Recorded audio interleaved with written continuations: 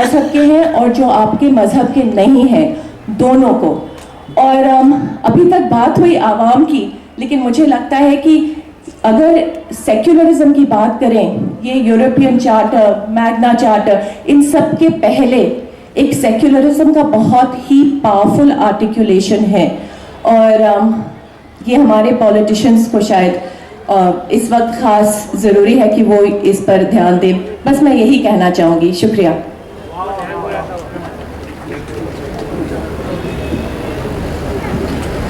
بہت بہت شکریہ محترمہ رادھیکا بوڈیا صاحبہ. صدر چن لیے جاتے ہیں تو ہم ایک ایسی دنیا میں جی رہے ہیں جہاں پر نفرت ہے، حقارت ہے، ایک دوسرے کے لیے محبت نہیں ہے. اور سب سے زیادہ جس چیز کی ضرورت میں آج محسوس کرتی ہوں، جتنی بھی میری زندگی رہی ہے، جتنا اپنا صحافت کا تجربہ رہا ہے، اس میں سب سے زیادہ ضرورت اس وقت جو ہے وہ مرہم کی ہے، جسے انگریزی میں ہم ہیلنگ کہتے ہیں.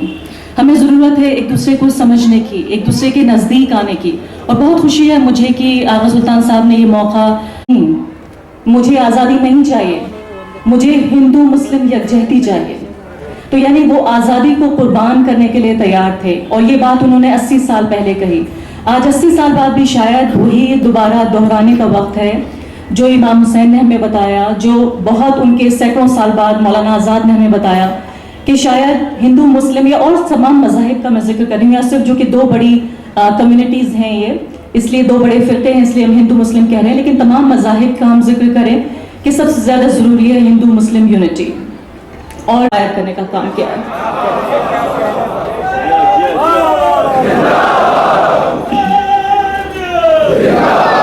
لیکن اس وقت ہمیں یاد رکھنے کی ضرورت یہ ہے کہ ہم جب امام حسین کو یاد رکھ رہے ہیں تو ہم مسلمان کے طور پر پوری دنیا میں ہماری تشبیہ کس طرح کی ہے، کس طرح کی امیج ہے جو جا رہی ہے.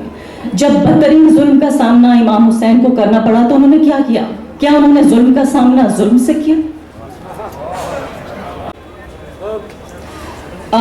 کربلا کا تجربہ بھی کچھ اس طرح کا رہا کہ شاید پوری زندگی میں یہ بھول پانا مشکل ہے. میں نے افغانستان سے لے کے پاکستان سے لے کے فلسطین اور پورا ویسٹرن ورلڈ بہت جگہ دیکھا کہ کس طرح سے وہاں جمہوریت کام تجربہ بانٹا کہ ان کے گھر والوں نے پوچھا کہ کیا جانا ضروری ہے. مجھے میرے آفس نے پوچھا کہ کیا تم واقعی اس بات کا تمہیں یقین ہے کہ تم یہ کرنا چاہتی ہو؟ کیا تم اپنی ذمہ داری خود لے رہی ہو؟ یہ بہت بڑا سوال تھا میرے سامنے کہ کیا اپنی ذمہ داری خود لے رہی ہو.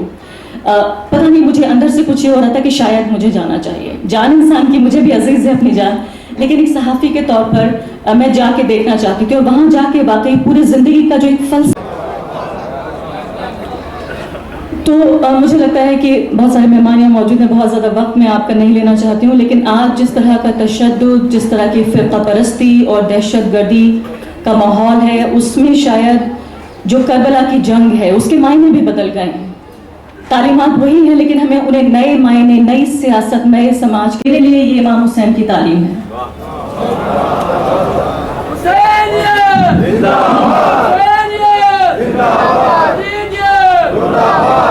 تو جب ہم امام حسین کو یاد کر رہے ہیں تو ہمارے ارد گرد جتنے یزید ہیں ان سے کس طرح سے مقابلہ کیا امام حسین نے شاید ان تعلیمات کے ذریعے. تو تب بھی تم ایک آزاد انسان ہو، تب بھی تم ایک آزاد مرد ہو، ایک آزاد عورت ہو. تو چاہے آپ مسلمان ہیں یا نہیں اس سے شاید بہت فرق نہیں پڑتا، لیکن ایک آپ آزاد انسان ہو. ظلم کے خلاف آواز اٹھائیں، تشدد کے خلاف آواز اٹھائیں. آواز اٹھانا، اس کا مقابلہ کرنا، اس سے بڑا جہاد شاید 21ویں صدی میں ہے نہیں.